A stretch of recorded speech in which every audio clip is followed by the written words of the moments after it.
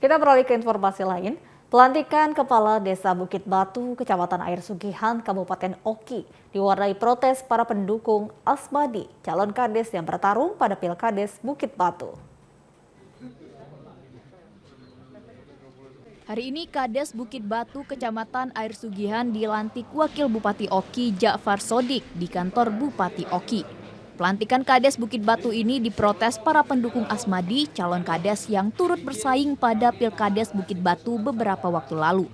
Mereka mencegat Wakil Bupati Oki Ja'far Sodik saat akan memasuki ruang tempat pelantikan Kades Bukit Batu. Di samping itu, para pendukung Asmadi melalui kuasa hukumnya juga memberikan surat keberatan atas pelantikan dan akan mengambil langkah hukum bila pelantikan Kades tetap dilakukan.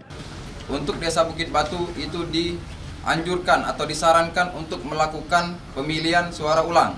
Berdasarkan landasan surat itu, kami menyampaikan kembali surat keberatan kami pada tanggal 6 April 2022 ini terkait pelantikan yang telah dilaksanakan.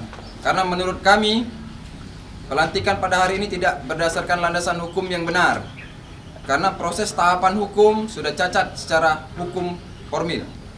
Sementara itu, Wakil Bupati Oki Ja'far Sodik mengatakan dirinya menghormati atas keberatan para pendukung Asmadi, termasuk akan mengambil langkah hukum. Kalau gugatan ini ya memang tadi sempat saya terima juga, tapi di situ itu karena ada versi-versi yang berbeda masih, tapi saya yakin kok itu nanti kalau sudah jelas semua, sudah paham semua, insya Allah juga akan menimbulkan merucut yang baik.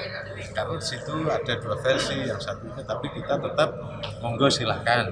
Nah, nanti kalau itu sudah dijelaskan dengan jelas, insya Allah pemahaman ini akan satu arah. Kalau sudah satu arah, saya yakin bisa menerima dengan baik. Sengketa Pilkades Desa Bukit Batu terjadi karena menurut pihak Asmadi ada kecurangan. Di antaranya kertas suara yang tidak dibubui stempel dan tanda tangan panitia. Tim Liputan TVRI Sumsel melaporkan.